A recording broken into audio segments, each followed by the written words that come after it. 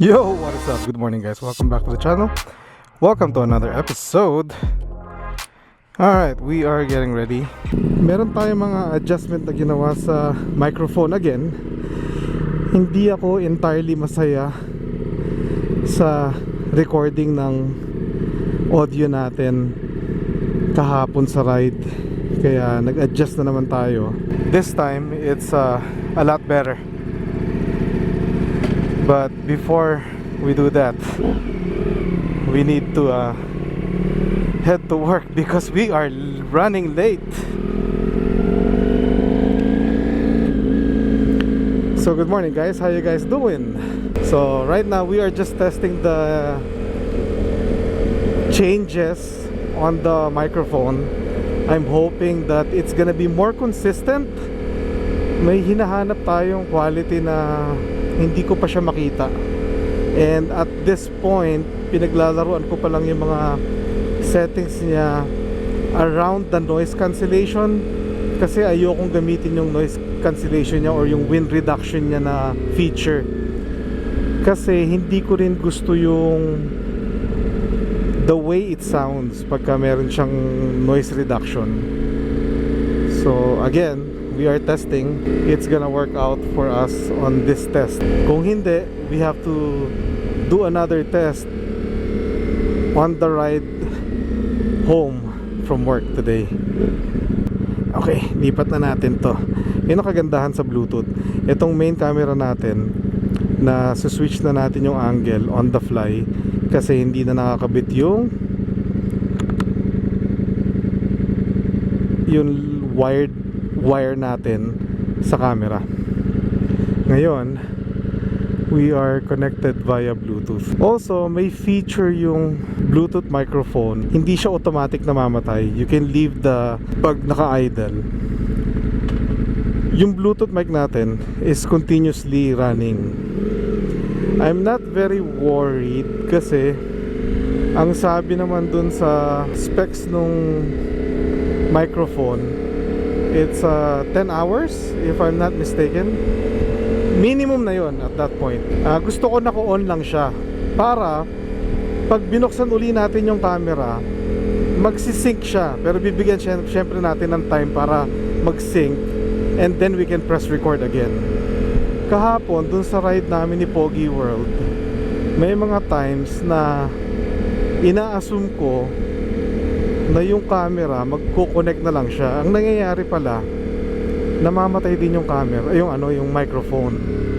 So yung ibang parts na nire-record natin, walang mic, kaya puro wind noise. So yung testing natin kahapon, which is it was a long ride, medyo failure, pero at least na-upload pa rin natin yung video. So ngayon, what I'm gonna do is I'm gonna do some sequence in a way na bago tayo pumasok ng freeway, papatayin yung Ace Pro, and then siguro banda sa strip, I'm gonna turn it on again to record. Magsisync yung mic on the fly, kasi kung hindi, medyo mahirap dahil hindi natin nakikita yung microphone dahil nasa loob nga ng helmet natin. So it's not gonna work out. Pero may option dun sa mic na wala yung automatic turn off, so lagi lang siya naka-on. So I guess they already also figured that out. So we just have to test and see what's gonna happen. Ito medyo malakas yung wind. Well, malakas yung wind, nararamdaman ko. I'm hoping na hindi nyo naririnig yung wind noise sa ating microphone. Wow, that's a lot of cars Thursday morning. Grabe. What is happening? Ano pa yan? Partida. Summer vacation ng school. I mean, it's still a good flow. It's not like traffic na kagaya dyan sa Manila na hindi gumagalaw. Nothing like that. Pero ito, this is crowded for us. You can tell that the city is busy. I mean, we're still doing 85 miles per hour. Alright, let's continue this when we get to the strip. Hopefully that's 2 minutes. Okay, okay. We are back. So, pinatay ko yung camera using the power button. And then I waited about a minute. And then I turned it back on using the power button. Tapos nagantay ako siguro mga more than 30 seconds to a minute para magkaroon ng time na mag-sync, assuming na kung bukas yung microphone natin, na bigyan sila ng time na mag-sync yung Bluetooth. Then I hit record. We are using the Bluetooth microphone right now, doing the vlog while in traffic here in Las Vegas, of course. Ang problema lang ngayon yan is we cannot hit the quick record kasi hindi pa nakasync up yung Bluetooth at saka yung camera. 8:51. I have to be at work in 9 minutes. I don't even remember the last time I was late to work. Normally kasi 9:50 ang start time natin, pero today iba yung position natin sa work, kaya 9 o'clock dapat nandun ako. I don't think I'm gonna make it at 9 o'clock, but as long as I'm there before 9:15, it should be fine. This time I'm gonna wait until everything shuts off. We're gonna turn it back on and then wait again. Hopefully everything syncs up and we have good audio. Alright, let's go. Alright, we are back. So, I think it's more than 5 minutes. Hindi nag-auto shut off yung ating camera. I think ang nangyayari, if the Bluetooth is connected, yung standby mode ng camera remains. So ang nangyari kahapon when I was riding, my microphone probably is the one that turned off. Tapos nung hindi na nakasync, nag-turn off na rin yung camera dahil wala na siyang connectivity. I don't know. It's not proven yet. I have to do some test sa bahay while we're not vlogging kasi yung focus ko ay medyo hindi maganda. But like I said, we are so late. 9 o'clock pa lang. Hindi naman so late, pero it's 9 o'clock in the morning. Let's go try and clock in first. Kabit natin yan dyan.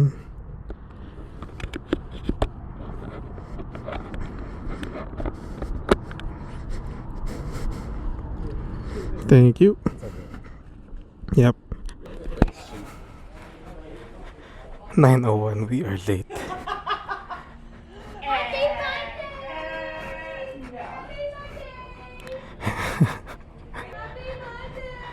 Gracias, gracias. Good morning, good morning. 9:01, we are 1 minute late. We tried. Okay, iwan na natin yan dyan. Good morning. Excuse me. Anyway, we'll continue this next time. Peace. Alright, so we're back. Okay, so, yeah, reviewing the footage from the camera, yung biyahe natin to work today. It sounded nice, so I'm not gonna change it and wait until we get the footage on our computer and see if we need to change anything. Pero so far, by reviewing it on what we did this morning, everything sounded fine and clean. We'll keep it this way for now. Alright, so it's time to go home.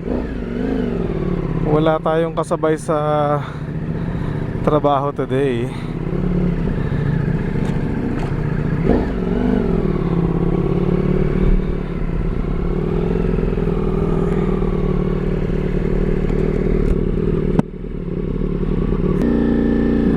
Let's go.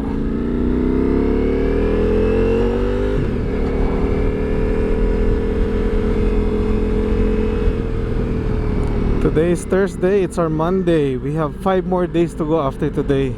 Long week tayo.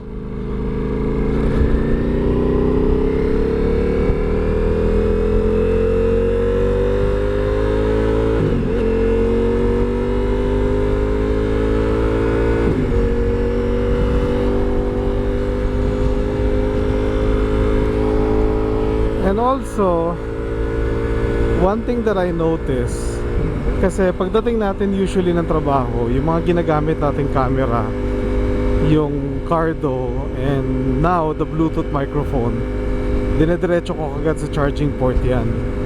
So, when I turned off the camera, napansin ko, yung Bluetooth mic natin, namatay din siya mag-isa. So, there's more to things that needs explanation kung bakit ganon. Kasi, yung auto turn off feature, pinatay natin dun sa ano yan sa Bluetooth, sa Mic Pro. Pero kanina, nung hapon, I had time, so I decided I'm gonna check the footage to see kung may kailangan akong baguhin settings sa biyahe natin pa uwi. And when I turned on the camera to review my video, nakita ko, nag-connect yung camera dun sa mic. So nag-on mag-isa yung microphone. I need to test this at home kung ganun nga yung nangyayari. Actually, nung sinubukan ko siya when I mounted the camera here sa bike natin, tas in-on ko siya, it took about, I don't know, maybe 40-50 seconds, basta less than a minute. Nakita ko yung Bluetooth light nung microphone nag-on na rin. I didn't turn it on. So, I don't know. So kung saan siya huling nakasync, parang ano, nababasa nung camera maski naka-off siya, nag-on. So, I don't know.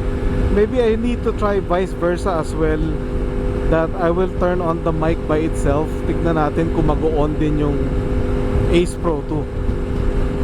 So, I don't know how it works. Like I said, it's kind of weird that it did that. Pero so far, yung test natin kaninang umaga, na pinatay ko yung camera, tapos in-on ko uli, tapos nag-antay ako ng ilang minuto, nag-connect yung camera and the microphone. So, we shall see. So ngayon, habang kinukwento ko lahat yan, narinig nyo lahat ng sinabi ko at malinaw. Kasi I just realized na I'm doing 92 miles per hour cruising the freeway, tapos mahangin siya, and I'm talking. So hopefully you guys can hear the voice that's coming out from me.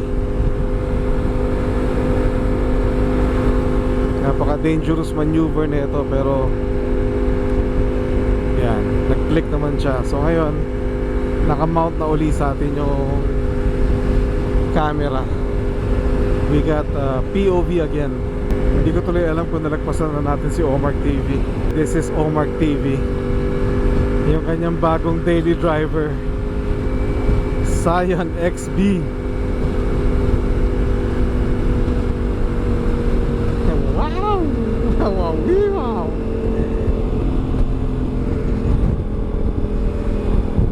Yay! Nag-i-enjoy sa AC.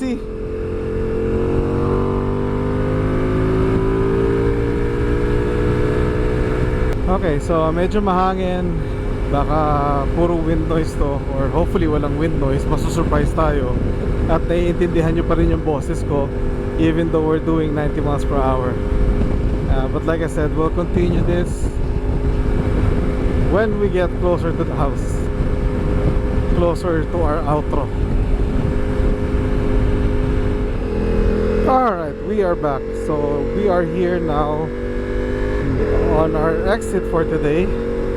Medyo traffic yung freeway natin ngayon, as you guys can see all the cars. So nag-exit tayo dito sa Decatur, which is the avenue before our main avenue. Normally, pag may kasabay tayo, si George, si Max, or si Omar TV, dinediretso natin yung freeway until dun sa normal exit natin sa may Jollibee, sa may Cheyenne, kasi mas mahaba yung right and freeway naman. But during this time, it's 5:25 in the afternoon. Yung traffic is medyo malala dahil rush hour. Alright, lusot na tayo.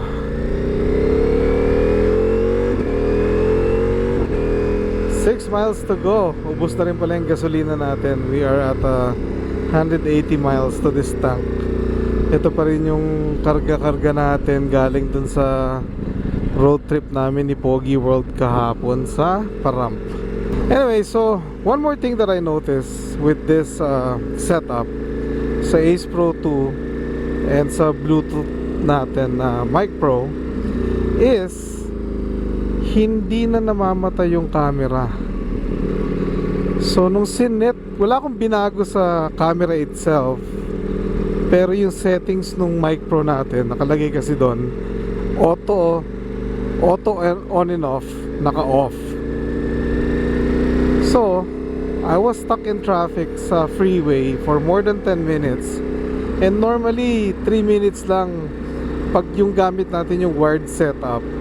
Normally within 3 minutes mamamatay na yung camera by itself kasi hindi natin yung nagamit, hindi tayo nagre-record, automatic siya mamamatay. Pero pagka nakakabit yung Mic Pro, both the mic and the camera sits on standby mode, so hindi siya namamatay. So yung connection ng Bluetooth hindi nawawala. We don't need to wait para mag-connect sila whatsoever, which is, it's a good thing. I think may drawback sa ganyan sitwasyon kasi Bluetooth is not free energy. Pagka naka-on yung Bluetooth mo both on the mic and the camera itself, nagdodraw siya ng power. So I think we just have to be aware na pagka ganito yung setup natin, we need to understand na yung battery capacity natin is mabilis din siya mag-drain versus dun sa normal setup natin na naka-plug lang siya sa 3.5 jack. So that's just one thing that, you know, I can say about that. Yeah, kasi inaabangan ko siya the whole time. Tingin ako ng tingin sa camera. Yung indicator niya, yung blue, nagfa-flash. So meaning we were on standby the whole time. Hindi namatay yung camera. Hindi rin, hopefully, hindi rin namatay yung Bluetooth mic natin. So, what do you guys think so far? Yung audio natin from this morning up to now na pauwi tayo. Is it good? Naiintindihan nyo ba ako ng matino? Is it, you know, nagpipick ba siya? Or how can I say this? Inconsistent ba siya? Or yung wind noise niya malakas? What do you guys think? I'm hoping that successful yung ating testing because this is technically gonna be the third time we've used this mic for the vlog. Pag ito naging okay na, i-share ko sa inyo yung setup ko kung paano ko siya ginawa. So just in case you guys are interested on getting the Mic Pro and you guys already have the Ace Pro 2, mas makakopy niyo yung setup ko if it's good enough for you guys. Tapos may isa pa tayong testing na gagawin pag dumating yung USB-C to 3.5 jack natin para maikabit natin yung ating regular mic na ginagamit. So when we are riding with someone, naririnig nyo pa rin yung conversation. No promises yet, but it's one thing that we can test when we receive the item. In order sa atin ni Pogi World yun. So we're just waiting for him to ibigay sa atin yung mic jack. Alright, so let's move this camera. Tingnan natin kung kaya ko siyang i-one hand. Oh, na-i-one hand natin. What's up guys? You see me? Lagyan natin ulit dito. Alright, so that concludes the test that we did today para sa Ace Pro 2 and our Mic Pro Insta360 microphone. I'm hoping that it's gonna be successful and we can stick to this setup para hindi na tayo palit ng settings or whatsoever. Alright, so we are finally home. Thank you guys for joining me today in our testing for the microphone. Sana kahit papano meron kayong natutunan or meron ako na-share sa inyo na tamang information about this mic. That's it for us. Thank you again for watching. We'll catch you guys on the next one. God bless everyone and be a blessing to one another. Peace.